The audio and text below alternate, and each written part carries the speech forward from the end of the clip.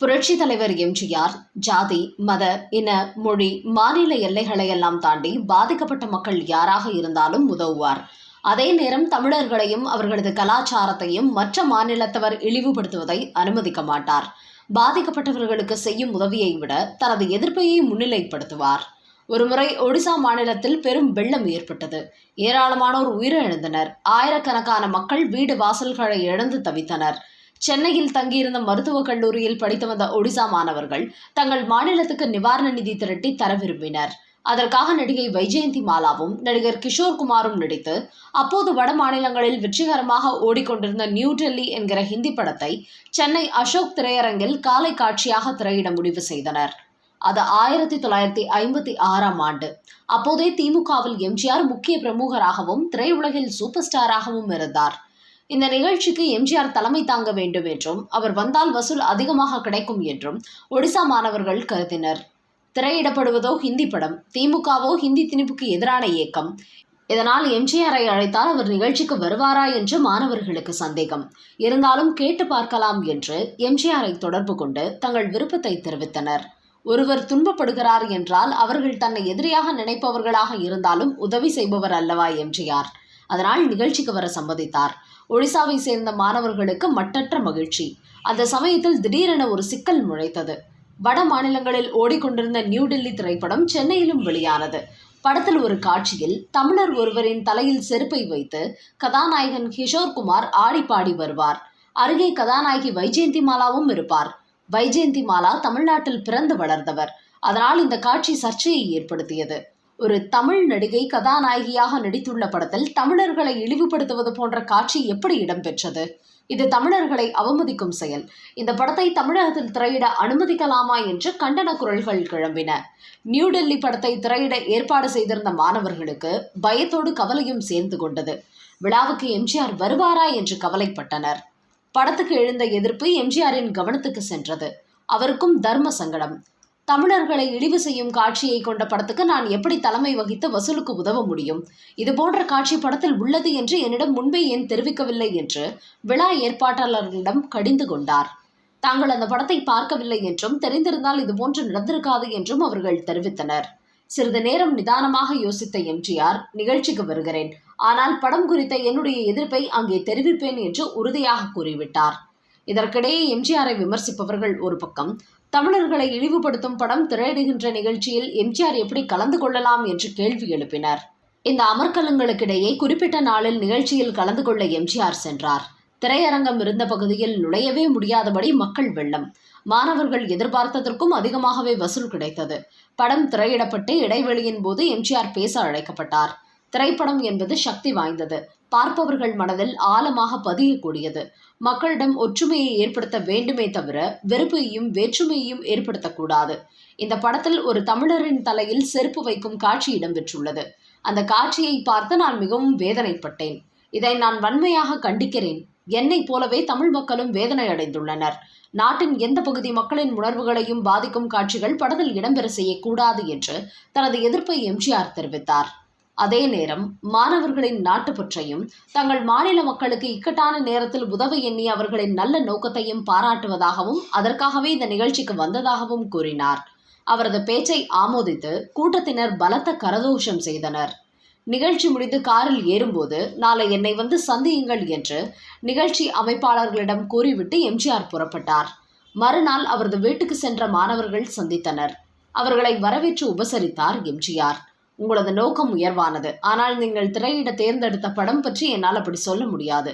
உங்களின் நற்பணிக்கு எனது சிறிய காணிக்கை என்று கூறி மாணவர்களிடம் ஒரு பெரும் தொகையை நன்கொடையாக அளித்தார். இதை எதிர்பார்க்காத மாணவர்கள் மிகுந்த மகிழ்ச்சி அடைந்தனர். தன்னை வந்து சந்திக்குமாறு எம்ஜிஆர் கூறியது இதற்குத்தான் என்பதையும் புரிந்து கொண்டனர். இந்த நன்கொடையை நேற்று மேடையிலேயே கொடுத்திருக்கலாமே என்று மாணவர்களுக்கு சந்தேகம். அதை அவரிடமே கேட்டும் விட்டனர். அதற்கு விடையளிப்பது போல, நேற்று நான் நன்கொடை கொடுத்திருந்தால் அதற்கு தான் முக்கியத்துவம் கிடைத்திருக்கும். படம் குறித்து நான் தெரிவித்த என் எதிர்ப்பின் வலிமை குறைந்து போயிருக்கும் என்றார் எம்ஜிஆர். ஒடிசா வெள்ள நிவாரணத்துக்கு எம்ஜிஆர் செய்த உதவி வெளியே தெரியவில்லை. ஆனாலும் விளம்பரத்தை விரும்பாத அவரது உதவும் உள்ளம் ஒடிசா மாணவர்களுக்கு தெரிந்தது. புரட்சி தலைவர் எம்ஜிஆர் கதாநாயகனாக வளர்ந்து வந்த காலகட்டத்தில் அவருக்கு மிகவும் கை கொடுத்த படம் அலிபாபாவும் 40 திருடர்களும். அந்த படத்தில் கதாநாயகியாக பானுமதி நடித்திருந்தார். எம்ஜிஆரின் அண்ணனாக அவரது கூட பிறந்த அண்ணன் எம்ஜி சக்கரபாணி நடித்திருந்தார். அவரது மனைவி கதாபாத்திரத்தில் வில்லியாக நடித்திருந்தவர்தான் நடிகை வித்யாவதி. இந்த வித்யாவதிக்கு ஒரு ஹிஸ்டரி இருக்கிறது. அதை முதலில் பார்த்து விடுவோம்.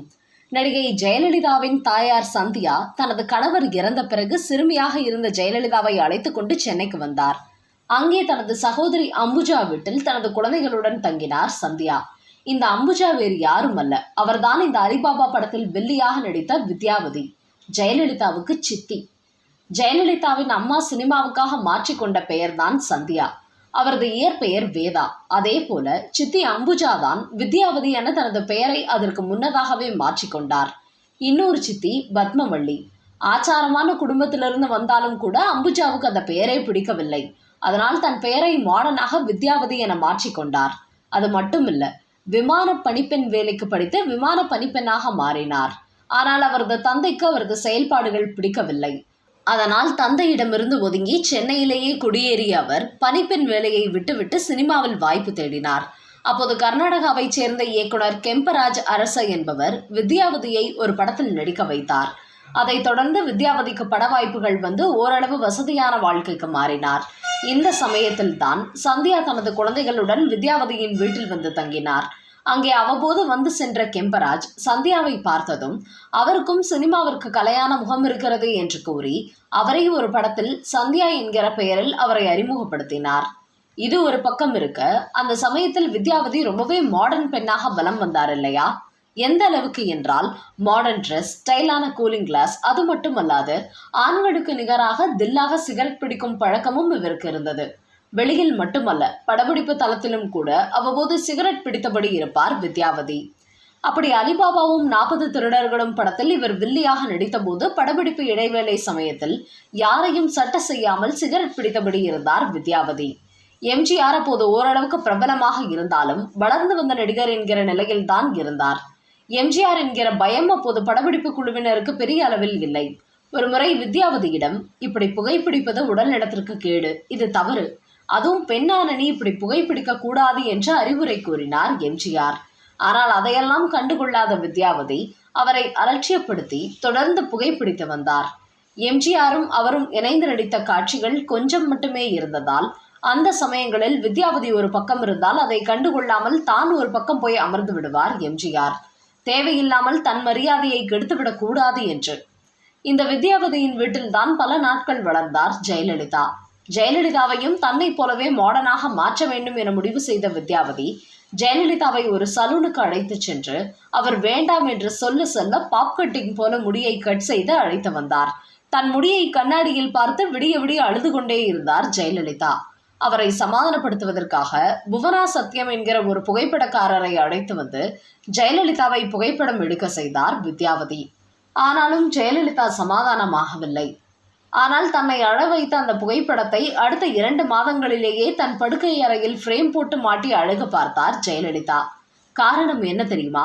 இந்த படத்தை எடுத்த புகைப்படக்காரர் சந்தியா குடும்பத்திற்கு தெரியாமல் அந்த ஆண்டு புதுடெல்லியில் நடந்த அகில இந்திய புகைப்பட கண்காட்சிக்கு அந்த படத்தை அனுப்பி வைத்திருந்தார். ஆச்சரியமாக அந்த படத்திற்கு தான் முதல் பரிசான தங்க பரிசு கிடைத்திருந்தது. முதன்முறையாக தன் அழகு பற்றி ஜெயலலிதா பெருமைப்பட்ட தருணம் அதுதான். பின்னாளில் போயஸ் கார்டனில் வீடு கட்டுவதற்காக சந்தியா மிகப்பெரிய இடம் ஒன்றை வாங்கி போட்டார்.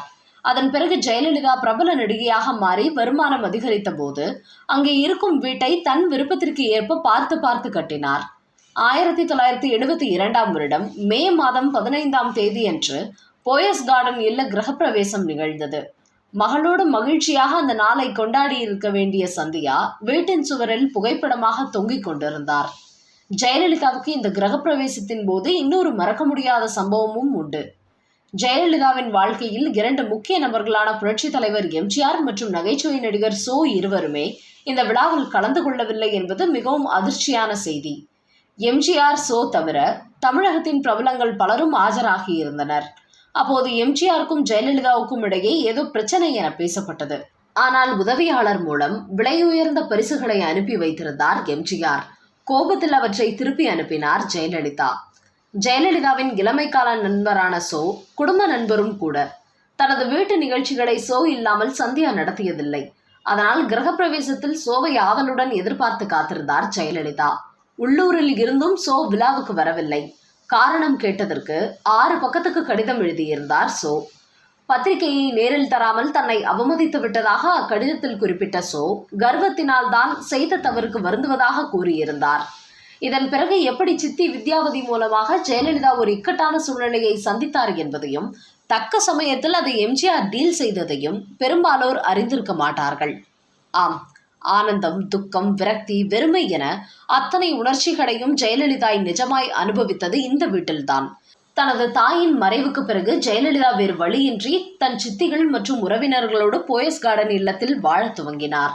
இடையில் ஏற்பட்ட சில கசப்பான அனுபவங்களால் விரக்தியின் விளிம்பில் நின்ற ஜெயலலிதா இந்த வீட்டில் 2 முறை தன் உயிரை மாய்த்து கொள்ளும் முடிவை கூட எடுத்ததாக சொல்வார்கள். ஒருமுறை போயஸ் கார்டனில் படியேறும் போது ஜெயலலிதா மயக்கமுற்று விழுந்தார். தலையில் அடி. பதறிய ஊழியர்கள் எம்ஜிஆருக்கு தகவல் சொன்னார்கள். விரைந்து வந்த எம்ஜிஆர் ஜெயலலிதாவை மருத்துவமனைக்கு அழைத்துச் செல்ல தயாரானார். அப்போது உதவிக்கு ஜெயலலிதாவின் சித்திகளை தேடினார். ஆனால் அவர்கள் மாடியில் ஏதோ வாக்குவாதத்தில் ஈடுபட்டிருப்பதாக வேலைக்காரர்கள் கூறினார்கள். மகள் மயக்கத்தில் கிடக்க அப்படி என்ன அவர்களுக்குள் வாக்குவாதம் என குழப்பத்துடன் எம்ஜிஆர் மாடிக்கு போனார். அங்கு ஜெயலலிதாவுக்கு ஏதாவது ஆனால் கொத்து சாவியை யார் வைத்துக் கொள்வது என சண்டையிட்டுக் கொண்டிருந்தனர் அவரது சித்திகள். அவர்களை கோபமாக சத்தம் போட்டு அவர்களிடமிருந்து கொத்து சாவியை பிடுங்கிக் கொண்ட எம்ஜிஆர் ஜெயலலிதாவை உடனடியாக மருத்துவமனையில் சேர்த்தார்.